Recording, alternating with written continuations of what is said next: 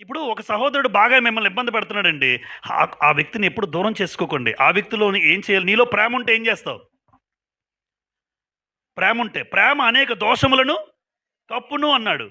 ప్రేమ అనేక పాపాలను కప్పేస్తది. మన పిల్లలు ఎన్నో తప్పులు చేస్తారు. మీరు దూరం చేసుకుంటారేంటి? ఎవరైనా ఉన్నారేంటి? మా పిల్లలు తప్పులు చేశారండి. "అరేయ్! నువ్వు ఉండొద్దురా, వెళ్ళిపోరా" అంటారు. ఎవరైనా అంటారా? ఈడు ఎన్ని తప్పులు చేసినా నా కొడుకే, నా కూతురే అని ఖచ్చితంగా ప్రేమ అనేది ఉంటుంది. ఎందుకంటే దోషాలు చేసినా కప్పేస్తది మన ప్రేమ. మరి నీ సహోదరుడే, నీ సహోదరే సంఘముతో నీ యేసుక్రీస్తు రక్తంలో కడగబడిన వారే అన్న భావన మనకెందుకు రావట్లేదు? నాకైనా మీకైనా వస్తే ఎప్పుడు మనుషులను దూరం చేసుకోమనం. కలుపుకుంటూ వెళ్ళిపోతాం. కలుపుకుంటూ వెళ్ళిపోతాం. ఒక ఆయన అన్నాడు, కత్తిరిలా ఉండకూడదట, సూదిలా ఉండాలట. ఇదేంటి కత్తిరా, సూది అన్నాడు, నాకు అర్థం కాలే.